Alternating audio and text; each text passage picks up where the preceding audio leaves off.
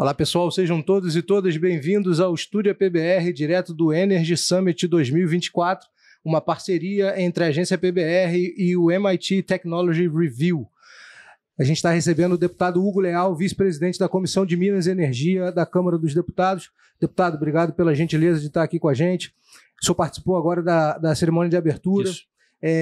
Queria que o senhor trouxesse alguns insights que foram passados nessa cerimônia para a gente começar esse bate-papo. Pode ser? Primeiro, é uma satisfação, né, poder estar aqui com você novamente, é sempre agradável, é sempre uma linha bastante propositiva. E estar aqui hoje, nesse evento, talvez as pessoas não tenham compreensão, a dimensão de como foi para chegar à data de hoje, né? O que aconteceu no ano retrasado, no ano passado, né? Especialmente no ano passado, quando eu estava como secretário de Energia e Economia do Mar aqui do Estado, e fomos, né, fui nessa missão como governador do Estado, governador Cláudio Castro, exatamente para poder fazer o debate, a conversa, a discussão, o aprofundamento, entender qual era a lógica deles, qual a participação. De lá até aqui, até a realização de um evento dessa natureza, que talvez um dos primeiros eventos que o MIT faz fora da sua circunscrição lá, da sua área, mesmo nos Estados Unidos. Então é uma excelente oportunidade. E eu digo o seguinte, o Rio de Janeiro tinha que ser esse protagonista mesmo, né? Você vê pela fala, né, de abertura tanto do Mr. Hu quanto da Elizabeth, eles, assim, admiração profunda. A primeira vez que ela está vindo no Brasil, né, e trazendo esse conhecimento, trazendo o que há de mais inovador nessa área de energia. Muito bom. Essa é uma discussão fundamental, porque a sociedade está mudando, né? A gente está fazendo uma transição para a economia de baixo carbono e o Congresso tem uma participação fundamental nessa discussão, né? É a partir do Congresso que a gente consegue fazer essas mudanças. A gente tem algumas pautas hoje prioritárias no Congresso Nacional de transição energética. Como é que o senhor tem visto o andamento dessas pautas? Como que o Congresso tem se movido para essas discussões? Não, as discussões sempre têm sido caráter propositivo, né? Nós já aprovamos lá a política de transição energética no ano passado, e esse ano também nós fizemos as adequações devidas.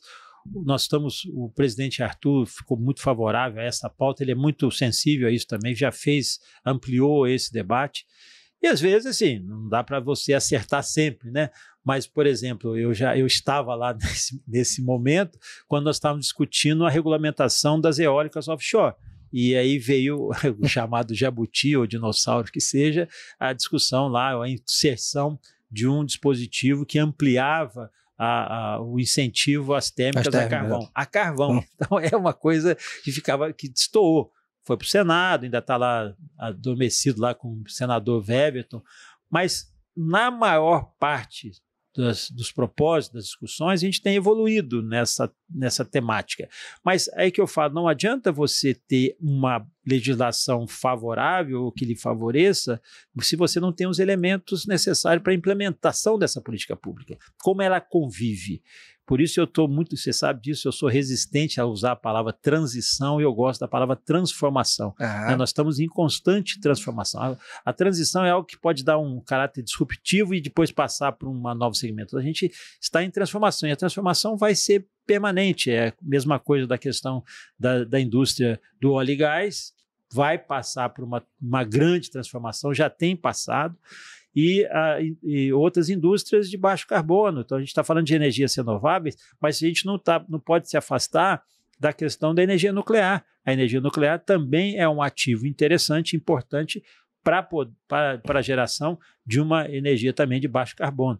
Acho que toda essa lógica contribui para a gente poder inserir, né, no nosso contexto, na nossa dinâmica dessas ações, esse pacote de debate. Então, na Câmara tem sido exatamente isso. Nós temos não só a Comissão de Minas e Energia, mas temos lá a Comissão de Transição Energética também funcionando perfeitamente, e os debates estão sendo muito proveitosos, né? A gente tem feito avanços consideráveis, mas eu digo que, aliás, vou citar aqui até uma frase do André Micheli na abertura, que ele fala assim, aqui é mens e manos.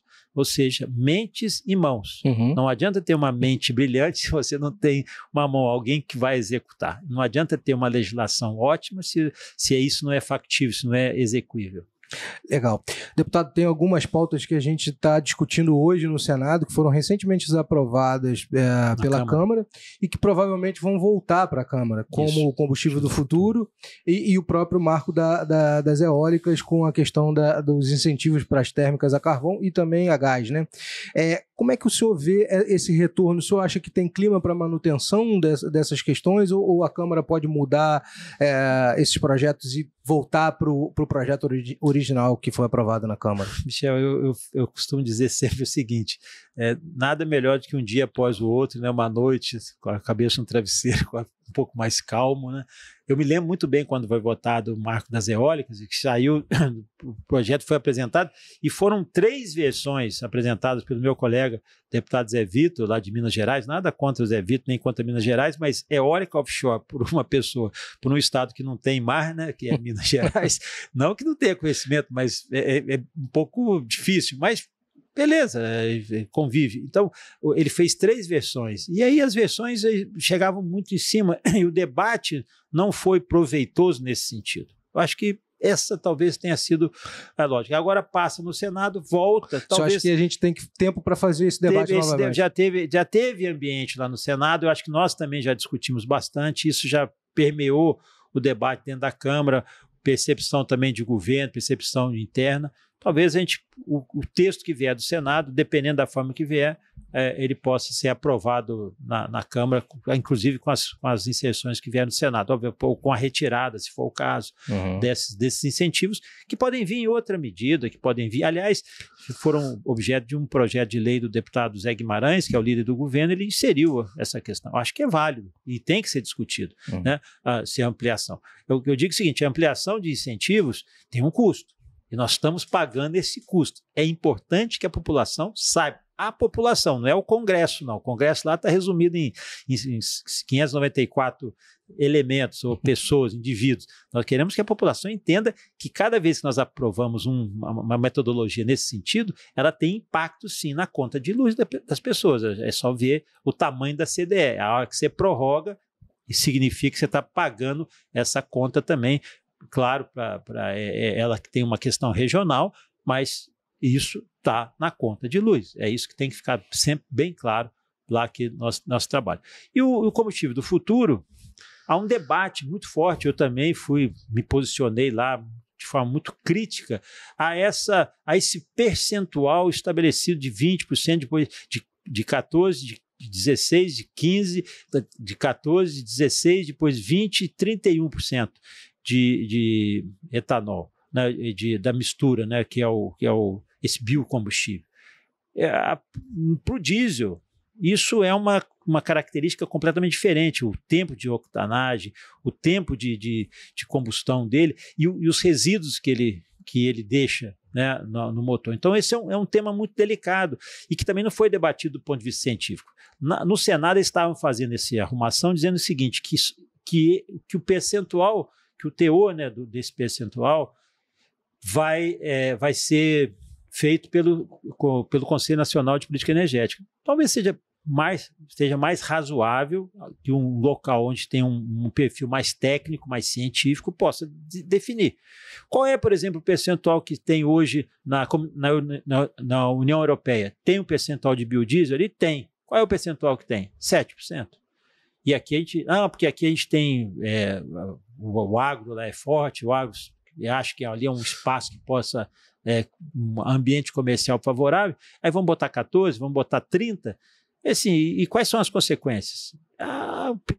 A minha lógica é essa, eu não discuto o fator ambiental, não discuto o fator de que isso vai gerar menos CO2, eu acho que isso é um fato. E além do que, claro, se você quer ter menos dependência do diesel, né, que a gente importa, né, que ainda estamos importando um volume razoável, você tem outras alternativas, que é o biometano e o biogás, biometano e o gás natural. Há várias frotas hoje, que eu digo, né, essa que é meu esforço lá, em vez de discutir o combustível do futuro, Nós podemos discutir o combustível do presente. O gás natural para frotas pesadas, ela já é uma realidade. Empresas, instituições, ou seja, as montadoras, algumas montadoras já estão patrocinando a fabricação desses elementos já de gás natural. O gás natural podendo usar o biometano também. Então, acho que isso é muito positivo. Ainda sobre o combustível do futuro, uma das discussões que ficou forte na época da aprovação na Câmara era a inclusão do coprocessado. O deputado Arnaldo Jardim, que foi relator, se recusou a colocar. A Petrobras fazia uma pressão entre o movimento de aprovação do Senado, o presidente da Petrobras. O senhor acha que muda essa relação? Como é que fica essa discussão? Eu acho que tem uma política dentro da companhia, né? Não acho que é uma mudança tão radical assim. Até porque eu tinha imenso carinho e atenção, eu tinha uma relação muito boa com o ex-senador Jean Paul Prats. Eu acho que ele fez um trabalho belíssimo. Ali foi, para mim, uma implicância eu acho que muito mais de caráter pessoal do que de caráter dogmático, de política pública. E a Magda, como é que a gente vai reclamar da Magda Chambriard? Pelo contrário, a gente só vai elogiar, porque além da Magda ter o conhecimento, ser ali a origem, né, ter passado pela ANP, a Magda estava aqui no Rio de Janeiro, estava ocupando cargos aqui dentro da Assembleia Legislativa, dentro dos órgãos. Então, a Magda conhece mais do que ninguém a nossa realidade. Ela conhece a indústria, conhece o segmento, mas também conhece a nossa realidade. E eu não vejo, né, estão dizendo, fazendo a crítica, agora ela é mais influenciável, ela vai mais obedecer. Não acho que não tem que obedecer mais ao governo ou menos ao governo, é questão de razoabilidade. São questões também a questão de postura, né? E eu vejo essa questão do corpo processado, eu não consigo enxergar assim, uma decisão tão radical para poder liberar. Liberar, que eu falo do ponto de vista lá dentro do parlamento, e a pressão da Petrobras, eu acho que continuará dentro. Lembre-se que a Petrobras, apesar de ela ser uma empresa pública, né, porque tem um capital de mais de quase 40% ser dentro do governo federal, ela é uma empresa de capital aberto, né? Ela está na Bolsa. Mas então o senhor entende que essa discussão vai voltar na Câmara? Com certeza absoluta. Não, já vai voltar no Senado, né? Já está no Senado, a gente isso vai ter repercussão lá na Câmara. Assim, legal. Novamente. Deputado, mais uma vez agradeço a gentileza do senhor abrir um espaço na agenda e bater esse papo com a gente. Eu fico feliz aqui, sabe que eu fico à vontade aqui, eu gosto desse debate, que eu acho que o debate enriquece, acho que esse debate aqui, essa oportunidade que a gente tem, leva também o conhecimento, né? O que a gente viu aqui, o que eu vivi aqui como secretário de Energia e Economia do Mar, e o que a gente está vivendo lá no Congresso Nacional. É muito interessante essa experiência e vocês fazem esse trabalho excepcional e enquanto a gente puder estar aqui trocando essa ideia, para a gente também vai ser importante. O mandato continua à disposição. Obrigado, deputado. Obrigado a você que está assistindo a gente. Continua acompanhando a cobertura da agência PBR, direto do Energy Summit 2024.